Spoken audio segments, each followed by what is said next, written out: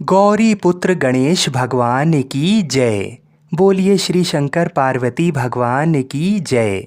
आज जेठ मास की पूर्णिमा है और आज मैं आपको सुना रहा हूँ वट सावित्री व्रत की बड़ी ही दुर्लभ कथा। इन कथाओं को पूरा अवश्य सुनिएगा।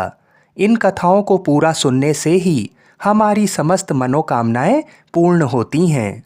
सर्वप्रथम आप सभी को वट सावित्री व्रत की हार्दिक शुभकामनाएं। भारत में वट सावित्री व्रत कुछ स्थानों में ज्येष्ठ माह की अमावस्या तिथि को रखा जाता है और कुछ स्थानों में ज्येष्ठ माह की पूर्णिमा को ये व्रत रखा जाता है। ये व्रत सौभाग्य और सुख समृद्धि को देने वाला होता है और साथ ही साथ अकाल मृत्यु के भय को हमेशा के लिए समाप्त कर देता है। माता सावित्री ने इस व्रत के प्रभाव से ही यमराज से अपने पति सत्यवान के प्राणों को छुड़ाया था। वट वृक्ष दीर्घायु और अमृता का प्रतीक है। वट वृक्ष की जड़ में ब्रह्मा जी, तने में विष्णु जी और डालियों और पत्ते में भगवान शिव का वास होता है। इसलिए स्त्रियां इस वृक्ष की पूजा करती हैं और परिक्रमा करते हुए सूत के धागे को लपेटती हैं। ये व्रत कुंवारी कन्याएं भी रखती हैं, जिससे उनके होने वाले पति की आयु लंबी हो। इसकी पौराणिक कथा महाभारत काल से जुड़ी हुई है। एक बार वन में युधिष्ठिर ने मार्कंडेय ऋषि से पूछा, हे मुनिवर, क्या पृथ्वी पर द्रौपदी के अलावा भी कोई पतिव्रता स्त्री है जो राजकुल में जन्म लेने के बाद भी वन में भटक रही हो? तब मार्कंडेय ऋषि ने युधिष्ठिर से कहा, पांडव पुत्र, द्रौपदी से पहले सावित्री नाम की एक कन्या थी जो इससे भी कठिन पतिव्रत का पालन कर चुकी है। तब उत्सुकतावश युधिष्ठिर ने मार्कंडेय ऋषि से कहा कि कृपा करके मुझे पूरी कथा सुनाइए। तब मार्कंडेय ऋषि जी कहने लगे, प्राचीन काल में मद्र देश में एक बड़ा पराक्रमी सत्यवादी अश्वपति नामक राजा राज्य करता था। उसकी कोई संतान नहीं थी। उन्होंने संतान प्राप्ति के लिए पत्नी सहित यज्ञ का अनुष्ठान किया और मंत्रोच्चारण के साथ प्रतिदिन 1,00,000 आहुतियां दी। 18 वर्षों तक इसी प्रकार यज्ञ चलता रहा।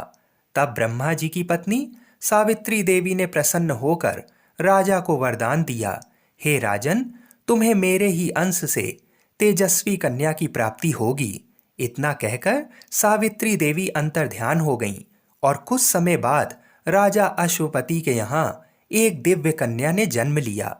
मां सावित्री देवी के वरदान से पैदा होने के कारण राजा ने अपनी पुत्री का नाम सावित्री रखा। सावित्री बचपन से माता सावित्री की पूजा किया करती थीं। धीरे धीरे कन्या विवाह के योग्य हो गई। एक दिन अपने पिता के पास गईं और प्रणाम करके वहीं पर बैठ गईं। राजा अश्वपति सावित्री को विवाह योग्य जानकर अपने मंत्रियों से विवाह की बात की, परंतु कोई योग्य वर ना मिला। तब उसके पिता ने सावित्री से कहा कि तुम स्वयं ही मंत्रियों के साथ जाकर अपने लिए योग्य वर की तलाश करो। सावित्री अपने पिता की आज्ञा के अनुसार मंत्रियों के साथ चल पड़ी। अल्पकाल में ही राज्यों के आश्रमों, सभी तीर्थों और तपोवनों में घूमती हुई ऋषियों का अभिनंदन करते हुए सावित्री मंत्रियों के साथ अपने पिता के पास लौट आईं। उसने देखा कि राज्यसभा में देवर्षि नारद बैठे हुए हैं। सावित्री ने देवर्षि नारद और पिता अश्वपति को प्रणाम करके अपना वृतांत इस प्रकार बताया। पिताजी, साल्व देश में गुमत सेन नाम के धर्मात्मा राजा हैं। उनके पुत्र सत्यवान का मैंने पति के रूप में वरण किया है। सावित्री की बात सुनकर देवर्षि नारद कहने लगे, राजन, आपकी पुत्री ने बाल्य स्वभाव के वश उचित निर्णय नहीं लिया है। घुमत सेन का पुत्र सत्यवान सभी गुणों से संपन्न है, परंतु उसमें एक बड़ा भारी दोष है कि आज ही के दिन 1 वर्ष बाद उसकी मृत्यु हो जाएगी। देवर्षि नारद की वाणी सुनकर राजा अश्वपति चिंतित हो गए। उन्होंने सावित्री से किसी अन्य को ढूंढने के लिए कहा।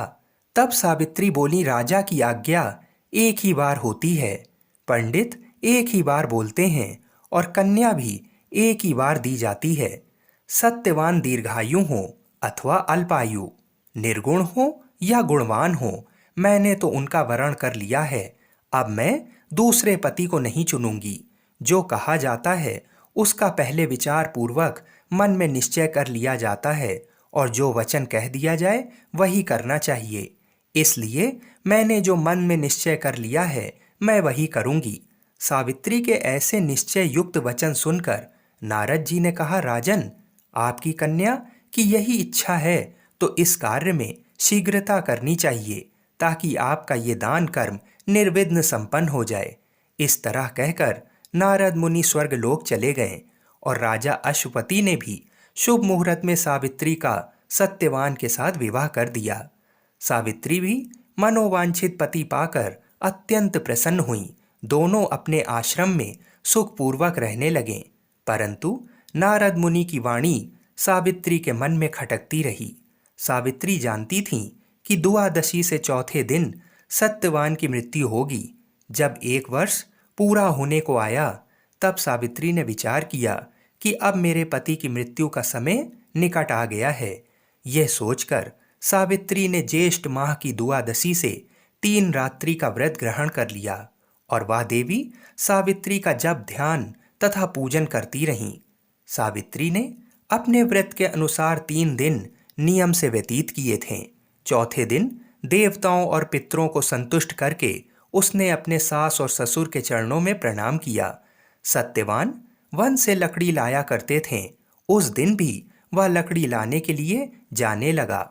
सावित्री भी उसके साथ जाने को तैयार हो गई। इस पर सत्यवान ने कहा, अगर तुम जाना चाहती हो तो माता पिता से पूछ लो। वह अपने ससुर से पूछने गई तो उन्होंने मना कर दिया, परंतु सावित्री के बार बार आग्रह करने पर उन्होंने जाने की आज्ञा दे दी।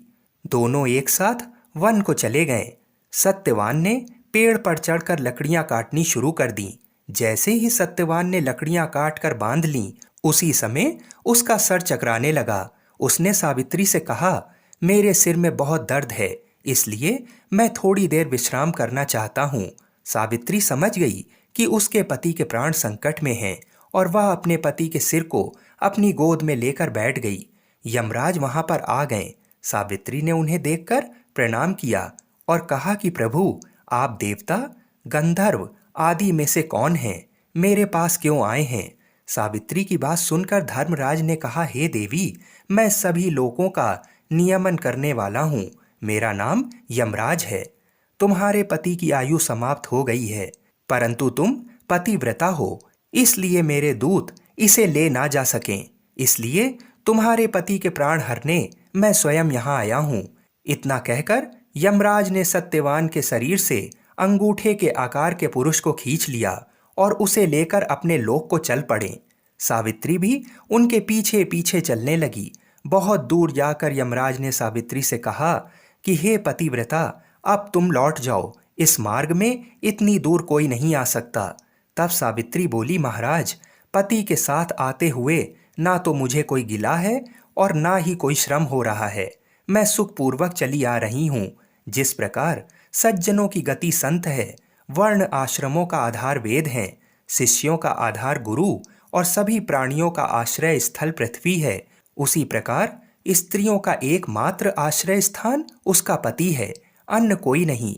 इस प्रकार सावित्री के धर्म और अर्थ युक्त वचनों को सुनकर यमराज प्रसन्न होकर कहने लगे, भामिनी, मैं तुमसे बहुत संतुष्ट हूँ। तुम अपना एक वर मुझसे मांग लो। तब सावित्री ने कहा, मेरे सास ससुर वनवासी और अंधे हैं, आप उन्हें दिव्य ज्योति प्रदान करें। यमराज ने कहा, ऐसा ही होगा, जाओ, अब लौट जाओ। लेकिन सावित्री अपने पति सत्यवान के पीछे पीछे चलती रही। तब यमराज बोले, देवी, तुम वापस जाओ। सावित्री बोली, भगवान के पीछे पीछे चलने में कोई परेशानी नहीं है, पति के पीछे चलना मेरा कर्तव्य है। यह सुनकर उन्होंने फिर से उसे एक और वर मांगने को कहा। तब सावित्री बोली, मेरी ससुर जी का राज्य छिन गया है, आप उसे उन्हें वापस दिला दीजिए। यमराज ने सावित्री को यह वरदान भी दे दिया और कहा, अब तुम लौट जाओ। लेकिन सावित्री फिर भी पीछे पीछे चलती रही। तभी यमराज ने सावित्री को तीसरा वरदान मांगने को कहा। इस बार सावित्री ने यमराज से 100 पुत्र होने का वरदान मांगा। ये वरदान भी सावित्री को यमराज ने दे दिया। तब सावित्री ने यमराज से कहा कि मैं एक पतिव्रता स्त्री हूं और आपने मुझे पुत्रवती होने का आशीर्वाद दिया है और बिना पति के पुत्र कैसे होगा। यह सुनकर यमराज को सत्यवान के प्राण छोड़ने पड़े और उन्होंने सत्यवान के प्राण चने के रूप में सावित्री को लौटा दिया। सावित्री उस चने को लेकर उसी वट वृक्ष के पास गईं जहां उसके पति का मृत शरीर पड़ा हुआ था और यमराज द्वारा दिए गए चने को उसने अपने पति के मुंह में रखा, जिससे सत्यवान फिर से जीवित हो गए। इसी वजह से वट सावित्री व्रत के दिन चने का विशेष महत्व माना गया है। सत्यवान और सावित्री खुशी खुशी अपने राज्य की ओर चल पड़े। दोनों जब घर पहुंचे तो उन्होंने देखा कि उनके माता पिता को दिव्य ज्योति प्राप्त हो गई है और उनका राज्य भी वापस मिल गया है। इस प्रकार सावित्री और सत्यवान चिरकाल तक राज्य सुख भोगते रहे। बोलिए विष्णु भगवान की जय। बोलिए श्री लक्ष्मी नारायण भगवान की जय। बोलिए श्री शिव शंकर भगवान की जय। बोलिए श्री शंकर पार्वती भगवान की जय। जय श्री राधे कृष्ण। आइए अब मनोकामनाओं की पूर्ति करने वाली जेठ अमावस्या की दूसरी कथाओं को सुनते हैं। तो इन कथाओं को बड़ी ही श्रद्धा और प्रसन्न चित्त मन से पूरा अवश्य सुनिएगा। पौराणिक कथा के अनुसार एक बूढ़ा ब्राह्मण था। वह रोज पीपल को जल से सींचता था।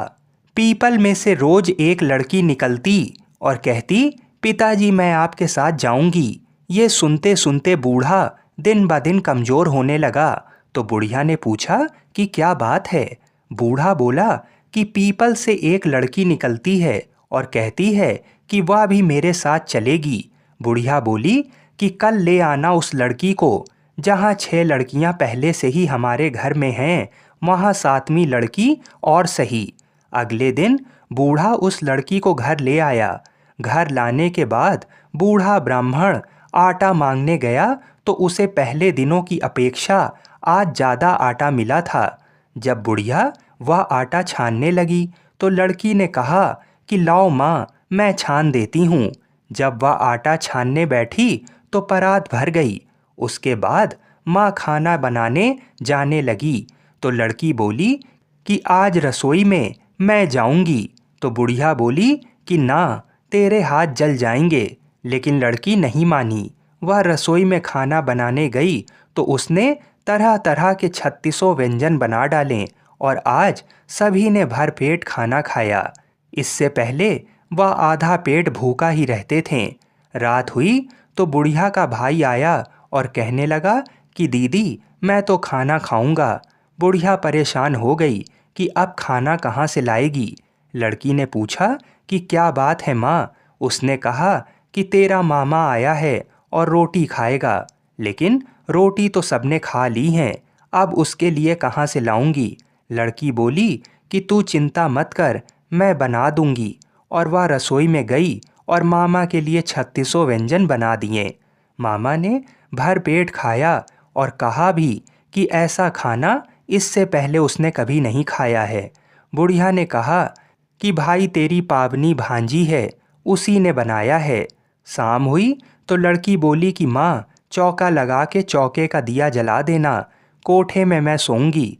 बुढ़िया बोली कि ना बेटी, तू डर जाएगी। वह बोली कि ना, मैं नहीं डरूंगी, मैं अंदर कोठे में ही सोऊंगी। वह कोठे में ही जाकर सो गई। आधी रात को लड़की उठी और चारों ओर आंख मारी तो धन ही धन हो गया।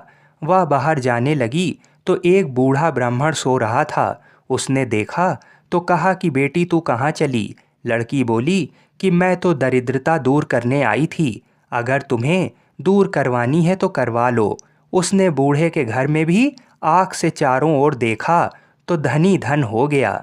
सुबह सवेरे सब उठे तो लड़की को ना पाकर उसे ढूंढने लगे कि पावनी बेटी कहाँ चली गई। बूढ़ा ब्राह्मण बोला कि वह तो लक्ष्मी माता थीं, जो तुम्हारे साथ मेरी दरिद्रता भी दूर कर गईं। हे लक्ष्मी माता, जैसे आपने उनकी दरिद्रता दूर की, वैसे ही सबकी करना। कहानी अच्छी लगी हो तो कमेंट में जय श्री राधे कृष्ण अवश्य लिखिएगा। माँ लक्ष्मी आपके भंडार सोने से भर दें। बोलिए श्री लक्ष्मी नारायण भगवान की जय। बोलिए श्री शंकर पार्वती भगवान की जय। तो आइए भगवान श्री लक्ष्मी नारायण जी के चरणों का ध्यान करते हुए इन कथाओं को सुनते हैं। एक गांव में सास और बहू अकेले रहते थे और उनका बेटा विदेश में कमाने के लिए गया था। सास और बहू बहुत अच्छे से रहते थे। दोनों एक दूसरे की देखभाल करते थे। एक दिन बहू ने खाना नहीं बनाया तो सास ने बहू से पूछा कि आज तुमने खाना क्यों नहीं खाया। तब बहू ने कहा कि सासू माँ, आज मेरा अमावस्या का व्रत है, इसलिए मैंने खाना नहीं खाया। तब सासू ने कहा कि बहू, ये व्रत क्या होता है और ये व्रत करने से क्या फल मिलता है, मुझे भी समझाओ।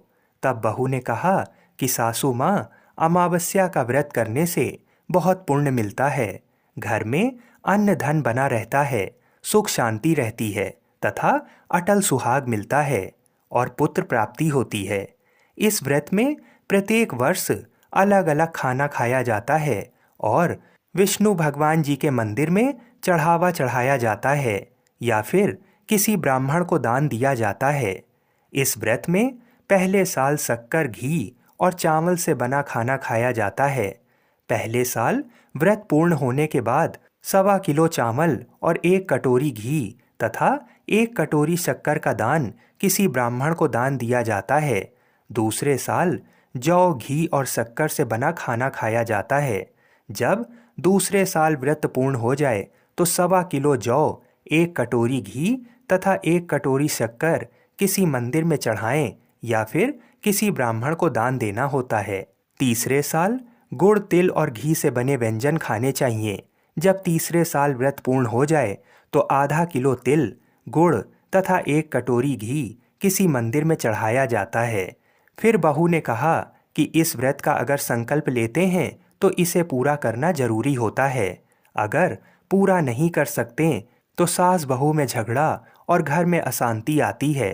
तब सासू ने कहा कि मेरी तो उम्र हो गई है, लेकिन तुम ये व्रत करो, और बहू ये व्रत का आरंभ करती है। लेकिन एक दिन बहू ने किसी के कहने पर गेहूं से बनी रोटी खा ली और अमावस्या माता इस बात से रुष्ट हो गईं। जो सास और बहू बहुत ही प्यार से रहती थीं, फिर इन दोनों में झगड़े होने लगे। सभी गांव वाले भी हैरान हो गए कि ये सब क्या हो रहा है। सास अपनी बहू को कहने लगी कि तुम जब से हमारे घर में बहू बन के आई हो, तब से हमारे घर की लक्ष्मी चली गई हैं। तुम हमारे लिए शुभ नहीं हो। तब बहू ने कहा कि आपके घर की लक्ष्मी चली गई है तो कहाँ मिलेगी, मुझे बताओ, मैं लक्ष्मी को लेकर आऊंगी। तब सासू ने कहा कि लक्ष्मी तुमको समुद्र के बीच में भगवान विष्णु जी के पैर दबाते हुए मिलेंगी। तब बहू ये कहकर चली जाती है कि अब जब तक मैं लक्ष्मी जी को लेके नहीं आऊंगी तब तक इस घर में पैर नहीं रखूंगी। इतना कहकर बहू लक्ष्मी जी की खोज में निकल जाती है। जब बहू लक्ष्मी जी को खोजने के लिए निकलती है तब उसे बीच रास्ते में एक गाय माता मिलती है। वह बहू से पूछती है कि आप कहाँ जा रही हैं। तब बहू ने कहा कि हे गाय माता, मेरी सास मुझसे कहती हैं कि मेरे आने से उनके घर में अन्न धन की कमी हो गई है और उनके घर की लक्ष्मी चली गई हैं, तो मैं लक्ष्मी जी को लेने जा रही हूँ। तब गाय माता ने कहा कि हे बेटी, अगर तुम जा ही रही हो तो भगवान से मेरे बारे में भी पूछ लेना। तब बहू बोलती है कि ठीक है गाय माता, बताओ मैं आपके बारे में क्या पूछ लूँगी। तब गाय माता बोलती हैं कि मेरा जब भी बछड़ा होता है तो वो मर जाता है, जिंदा नहीं रहता। तुम भगवान से पूछ लेना कि मेरे साथ ऐसा क्यों हो रहा है, मैंने ऐसे कौन से कर्म किए हैं। तब बहू बोली, गाय माता, मैं आपके बारे में जरूर पूछ लूँगी। ये कहकर बहू आगे बढ़ती है। अब आगे जाते ही बहू को एक घोड़ी मिलती है जिसके गले में घट्टी बंधी हुई होती है। घोड़ी ने भी कहा कि बेटी, तुम मेरे दुख का निवारण भी भगवान से पूछ लेना। तब बहू ने कहा जरूर पूछ लूँगी। ये कहकर बहू आगे बढ़ती है। आगे जाते ही बहू को एक अंधा और बहरा बुजुर्ग मिलता है। वह भी बहू से अपनी समस्या भगवान से पूछने के लिए कहता है। तब बहू उसकी समस्या भी भगवान से पूछने का कहकर आगे बढ़ती है। आगे जाते ही बहू को एक बूढ़ी औरत मिलती है जो हाथ और पैर से अपाहिज होती है। वह भी बहू से अपनी समस्या भगवान को पूछने के लिए कहती है। तब बहू उसकी समस्या को भी पूछने के लिए तैयार हो जाती है और आगे बढ़ती है। आगे जाते ही बहू थक जाती है और एक आम के पेड़ के नीचे बैठ जाती है। तब आम का पेड़ खुश होकर बहू से पूछता है कि बेटी, तुम कहाँ से आई हो और कहाँ जा रही हो? तो तब बहू बताती है वह लक्ष्मी जी को लेने जा रही है। तब पेड़ भी अपनी समस्या भगवान को पूछने के लिए कहता है कि मेरे पेड़ पर लगे आम खट्टे ही क्यों होते हैं, इस बारे में भगवान को जरूर पूछना। तब बहू उसकी समस्या लेकर आगे बढ़ती है। आगे जाते ही बहू को एक तलाई मिलती है। वह भी बहू को बताती है कि तुम भगवान से पूछना कि मेरी तलाई का पानी इतना मैला क्यों है, कोई भी इसे नहीं पीता है। तब बहू कहती है आपकी भी समस्या मैं जरूर पूछ लूंगी। ऐसा कहकर वह आगे बढ़ जाती है। बहुत दिन जंगल में चलते चलते बहू थक जाती है। उसे भूख भी लगी होती है, लेकिन खाने को कुछ नहीं मिलने से वह थक जाती है और जंगल में बेहोश हो जाती है। उसी समय भगवान विष्णु और माता लक्ष्मी वहां विचरण करते हुए आते हैं। तब माता लक्ष्मी विष्णु जी से कहती है कि हे नाथ, ये आपकी बहुत बड़ी भक्त है, आप इसके दुखों का निवारण करो।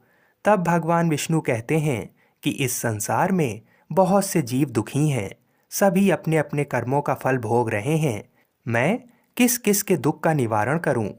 तब माता लक्ष्मी ने विष्णु जी से विनती की और कहा कि वह भूखी प्यासी है और इसे यहाँ अगर ऐसा ही छोड़ दिया तो जंगली जानवर इसे अपना शिकार बना लेंगे। माता लक्ष्मी की बात सुनकर भगवान विष्णु एक साधु का वेश धारण करते हैं और बहू के पास जाते हैं और बहू को होश में लाते हैं। बहू के होश में आते ही साधु वेश में भगवान उससे पूछते हैं कि वह यहाँ क्यों आई है और कहाँ जा रही है। तब बहू पूरी बात बताती है। उसकी बात सुनकर भगवान विष्णु और माता लक्ष्मी प्रकट होते हैं। उनके साथ अमावस्या माता भी प्रकट होती हैं। बहू उनके चरणों में गिरकर वंदन करती है। अमावस्या माता बहू को कहती हैं कि बेटी, तूने मेरे व्रत को खंडित किया है, इसी की सजा मिली है तुम्हें, लेकिन अब मैं तुम्हें माफ करती हूँ और तुम घर जाओ। तुम्हारा घर अन्न धन से संपन्न होगा, तुम्हारा घर सुंदर महल में बदल जाएगा और तुम्हारी सभी मनोकामनाएं पूर्ण होंगी। ये सब होने के पश्चात बहू भगवान से कहती है, मुझे रास्ते में जो जो मिला उन सभी के दुखों का निवारण करने के लिए मैं आपसे विनती करती हूँ। तब भगवान विष्णु बोलते हैं कि गाय ने कभी अपना दूध किसी को नहीं पिलाया, उस वजह से उसके बछड़े जिंदा नहीं रहते। तुम उसका दूध पी लेना, जिससे उसके बछड़े जिंदा रहने लगेंगे। फिर भगवान कहते हैं कि घोड़ी पिछले जन्म में आटा पीसने वाली महिला थी। वह किसी को आटा पीस के नहीं देती थी, इसलिए उसके गले में चक्की के पाट बंधे हुए हैं। तुम उसके पाट खोल देना, वह बिल्कुल ठीक हो जाएगी। उसके बाद भगवान कहते हैं कि जो बुजुर्ग तुम्हें मिला था वह कभी मंदिर नहीं गया और ना ही उसने कभी भगवान के भजन सुने। तुम उसको मंदिर में ले जाना और दर्शन करवा देना, वह भी ठीक हो जाएगा। फिर जो बुजुर्ग महिला तुम्हें मिली थी वह कभी भी अपनी जवानी में दान पुण्य नहीं करती थी, इसलिए उसे ये सजा मिली है। तुम उससे दान करवा देना तो उसकी विकलांगता दूर हो जाएगी। फिर जो आम का पेड़ मिला था, उस आम के पेड़ ने कभी भी किसी बच्चे को अपने आम खाने नहीं दिए, इसलिए उसके सभी आम खट्टे होते हैं। तुम उस पेड़ का आम खा लेना, फिर उस पेड़ पर मीठे आम आएंगे। तलाई का पानी पिछले जन्म में देवरानी जेठानी थी, वह हमेशा झगड़ती रहती थीं, इसलिए उसका पानी मैला है। तुम उसका पानी पी लेना, वह तलाई शुद्ध हो जाएगी। बहू ने भगवान विष्णु, माता लक्ष्मी और अमावस्या माता को नमन करके घर जाने के लिए निकलती है और रास्ते में उसे जो जो मिला उन सभी की समस्या भगवान के कहे अनुसार दूर करती है। सभी उसे आशीर्वाद देते हैं। घर जाते ही उसका घर एक सुंदर महल में परिवर्तित हो जाता है तथा घर में अन्न धन भरा मिलता है।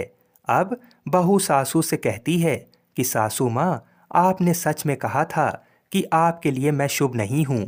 मेरे जाने से ही आपके घर में लक्ष्मी आई हैं। अब आप यहाँ रहें, मैं मरने जा रही हूँ। तब सासू ने कहा कि बेटी, ये सब तुम्हारी अमावस्या व्रत का फल हमें मिला है। तुम यहाँ पर ही रहो, कहीं नहीं जाओगी। और सास बहू खुशी खुशी रहने लगें। एक दिन उसका बेटा भी विदेश से लौट आया और घर में ये सब देखा। तब उसकी माँ ने ये सब बातें उसे बताईं।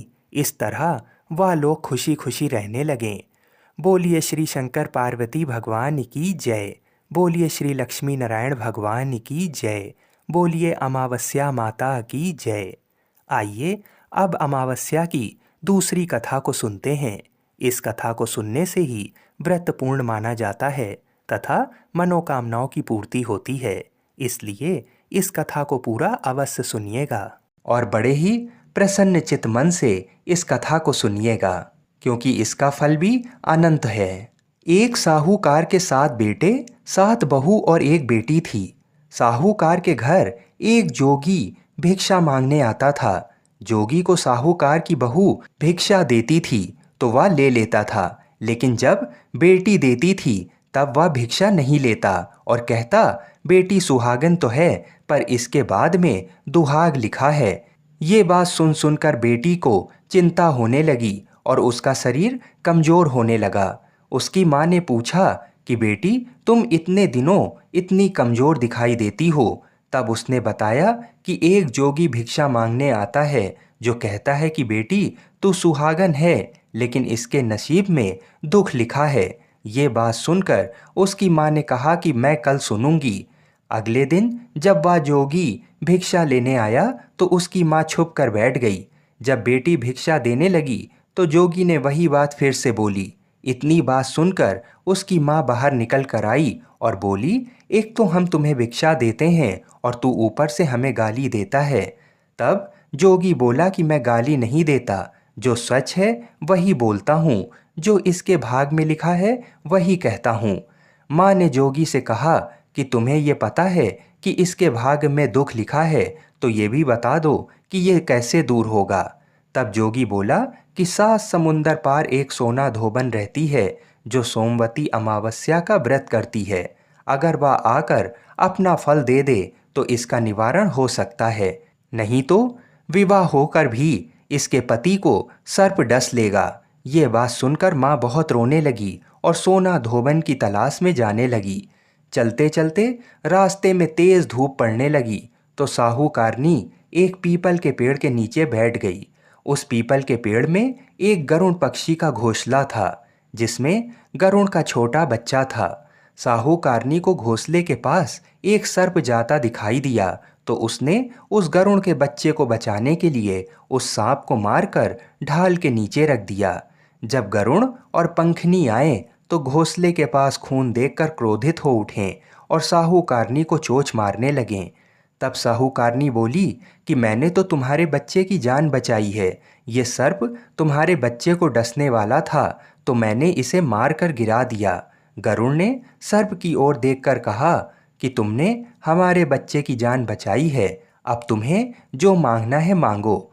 तब साहूकारनी बोली कि मुझे 7 समुंदर पार सोना धोबन के घर छोड़कर आओ। गरुड़ ने साहूकारनी को अपनी पीठ पर बैठाकर 7 समुंदर पार सोना धोबन के घर छोड़ आया। वहां जाकर साहूकारनी ने सोचा कि सोना धोबन को कैसे राजी किया जाए।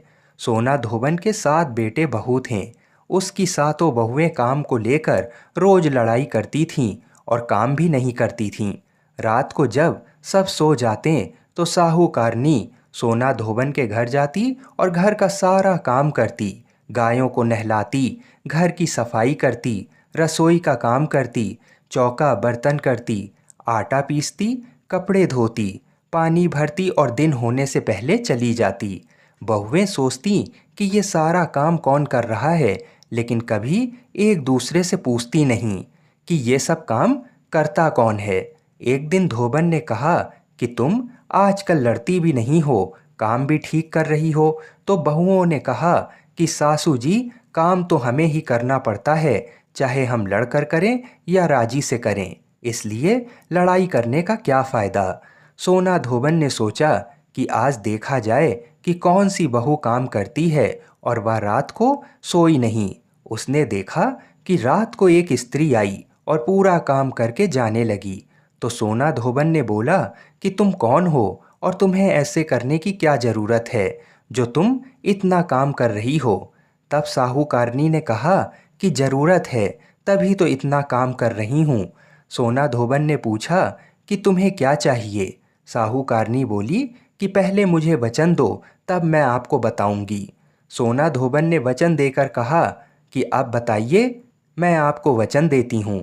साहूकारनी बोली कि मेरी बेटी के भाग में दुख लिखा हुआ है, इसलिए आप चलकर उसे सुहाग दें और सोमवती करें। सोना धोबन अपने बेटे बहू से बोली कि मैं तो साहूकारनी के साथ जा रही हूँ, यदि पीछे से तुम्हारे पिताजी खत्म हो जाएं तो तेल घी के कूप में डालकर छोड़ देना। फिर दोनों जनी साहूकारनी के घर चली जाती हैं। अब जब साहूकार की बेटी का ब्याह होने लगा तो दूल्हा फेरों में बैठ गया। सोना धोबन दूल्हे के घुटने के पास कच्चा करवा रख देती है, उसमें दूध डाला और तात का तार लेकर बैठ गई। थोड़ी देर बाद सांप दूल्हे को डसने के लिए आया।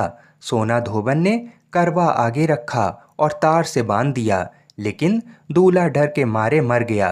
तब सोना धोबन ने टीके में से रोली निकाली, मांग में सिंदूर निकाला, आँख में से काजल निकाला और मेहंदी निकालकर छोटी उंगली से छींटे मारे और बोली कि मैंने आज तक जितनी भी सोमवती अमावस्या करी हैं, उनका फल साहूकार की बेटी को लग जाए और आगे जो मैं सोमवती अमावस करूं वह मेरे बेटे को लगे। इतना कहते ही दूल्हा जीवित हो गया और सब सोमवती की जय जय बोलने लगे। सोना धोबन वापस जाने लगी, तब साहूकारनी बोली कि तुमने मेरे जवाई को नया जीवन दान दिया है, इसलिए कुछ भी मांगो। वह बोली कि मुझे तो कुछ नहीं चाहिए, सिर्फ एक हांडी दे दो। वह हांडी लेकर चली जाती है। रास्ते में सोमवती आती है तो हांडी का 108 परिक्रमा लगाकर पीपल के पेड़ के नीचे गाड़कर घर आ जाती है। घर आकर देखती है कि उसका पति मरा हुआ तेल और घी के रूप में पड़ा है।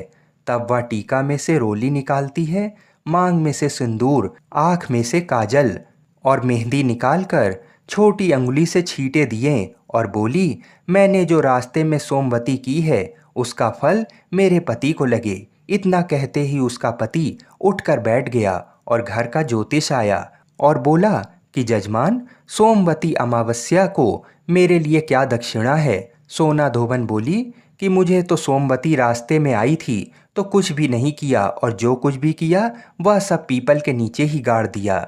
ज्योतिषी ब्राह्मण ने जाकर खोद कर देखा तो 108 और 13 सोने के चक्कर मिले। ज्योतिष ब्राह्मण सबको घर ले आया और बोला कि ऐसी फेरी की है और मुझे बोल दिया कि कुछ भी नहीं किया।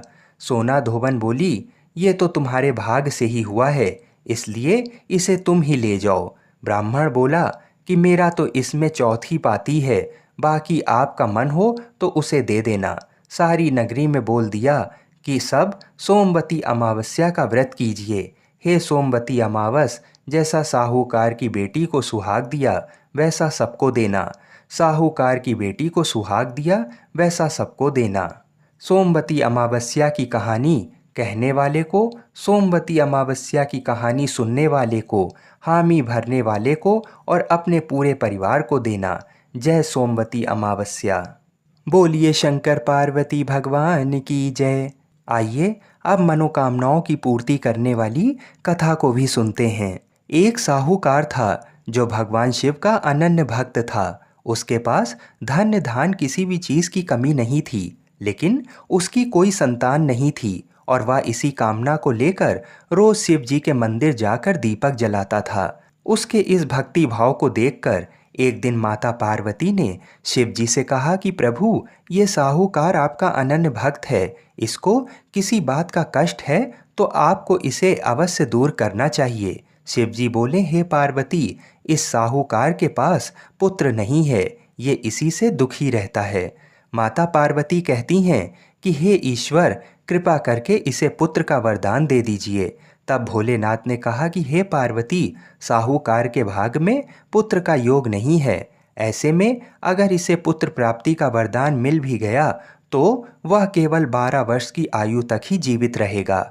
ये सुनने के बाद भी माता पार्वती ने कहा, हे प्रभु, आपको इस साहूकार को पुत्र का वर देना ही होगा, अन्यथा भक्त क्यों आपकी सेवा या पूजा करेंगे।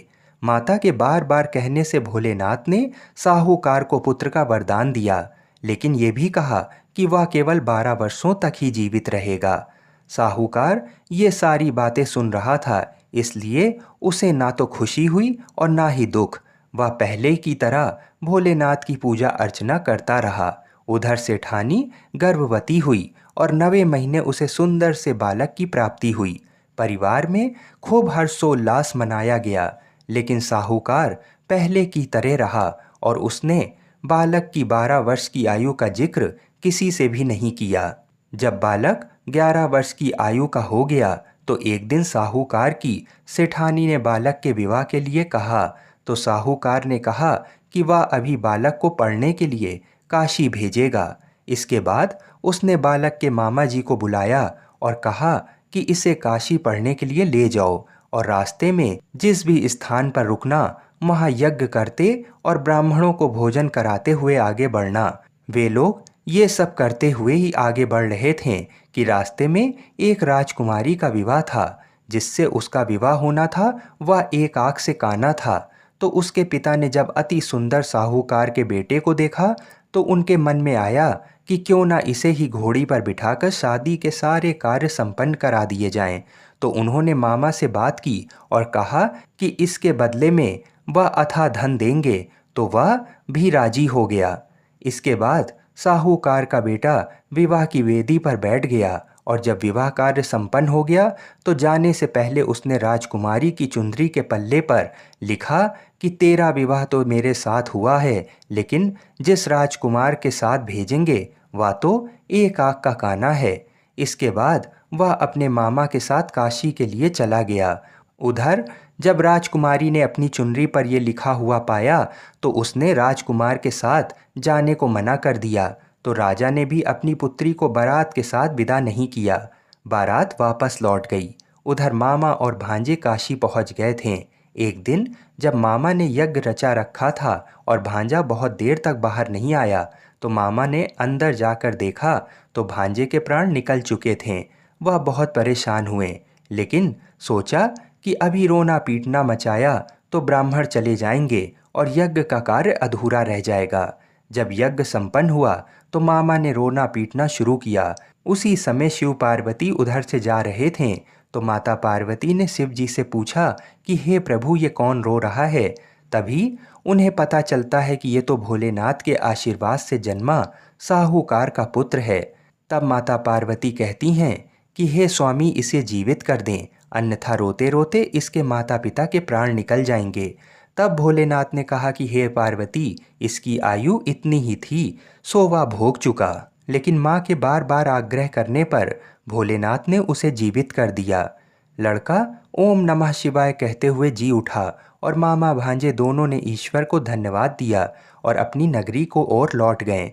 रास्ते में वही नगर पड़ा और राजकुमारी ने उन्हें पहचान लिया।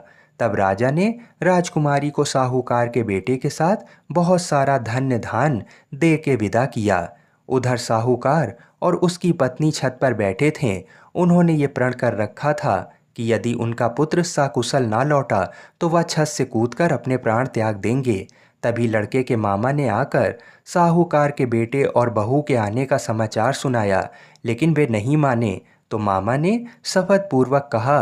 तब तो दोनों को विश्वास हो ही गया और दोनों ने अपने बेटे बहू का स्वागत किया।